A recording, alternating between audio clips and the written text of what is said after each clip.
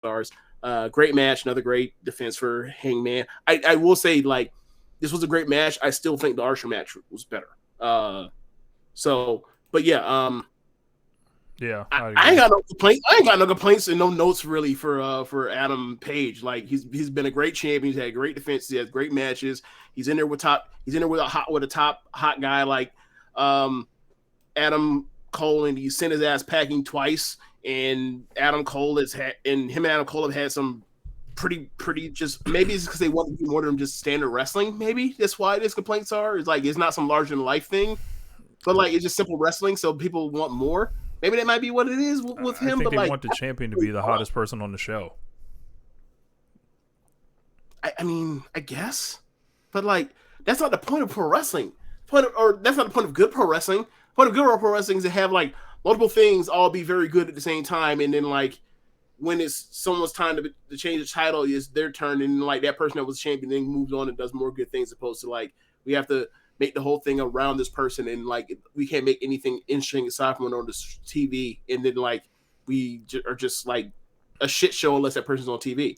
I think with Hangman, That's not a healthy roster. I was having a conversation with Josh, and we were talking about, he brought up a point like, the reason why Hangman was getting over a lot, and it might be because, as much as we enjoy like his big matches and stuff like that, it's maybe that's not the thing that got him over.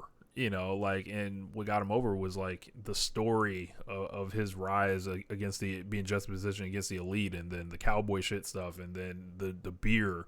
And there hasn't been a lot of that. Where obviously there's been no elite, there hasn't been any beer and all that stuff Yeah, of late either. but Adam Page is also still more over than anybody not named CM Punk right now in the company. So what do we what kind of complaint is that? You're not as over as CM fucking Punk? Should he retire? No, he shouldn't retire, but the thing is, I think he's getting a lot of this stuff because he doesn't feel like a dynamic personality that is commanding time be carved out for him. He wasn't a dynamic personality when the company first started, or a year So you ago, or agree 6 months then? ago, or 7 months ago. My point is, um, the crowd still cheers for him when he's on screen. Nothing like I don't. There's no metric other than complaining to complain for me as far as what's going on. Like he's not having bad matches. He's not having bad segments.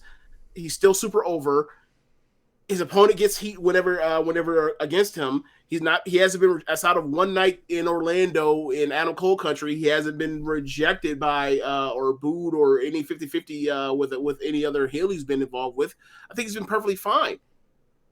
If he's not CM, if the thing is you have to be CM Punk or the top guy in the company or get out, then it was like, well, then they should never put the belt on to begin with, right?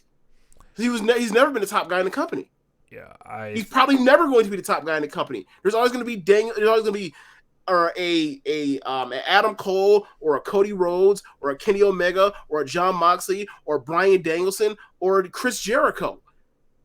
Sorry, that's not the point of this. The point of this was to have a number of guys that were all old enough to be champion. He's in that group of people. mm-hmm.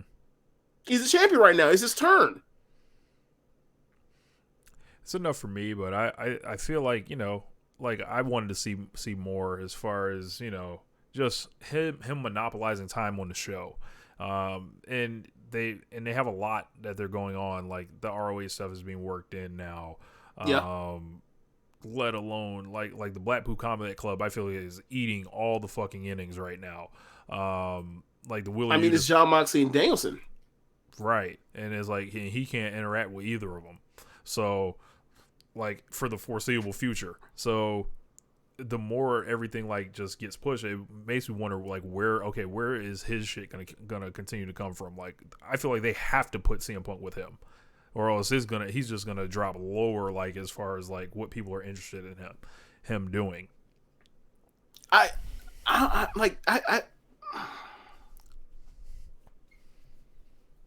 don't know, man. Like I don't think if he is not the most he's won important... me over. He's completely won me over. But I'm just looking at it like, all right, like, what's up? So are you saying like the champion has to be the most important thing on the company, or the most important thing program? Is that how people are feeling? I feel like people are like, he's not even the second most important thing on the program.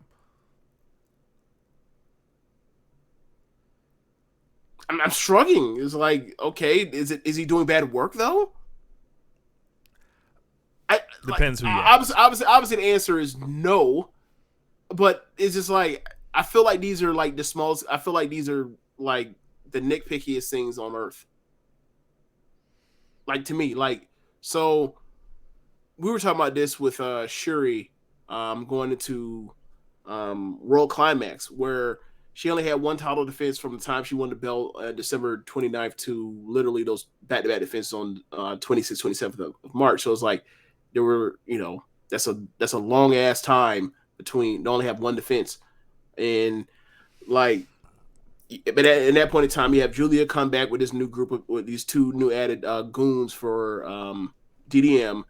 You have you have the Queen's Quest and Oedo Tai stuff, and then you have Prominence coming in to invade Stardom to get a hold of Julia and DDM, right? Mm-hmm. So Shuri is involved in some of that DDM versus Prominence stuff, but like you could say, like as far as storyline and stuff was going, like she was having, like she was on the back burner or whatever else. Like, and then like she has the one match with Julia, and it has a match with Mayu, and then like you're like, okay, well, like the biggest thing for the rest of the year is probably gonna be Julia and Shuri. Now that like she's left and whatever, so it's like for me, it's like they're fine. You can flip a switch.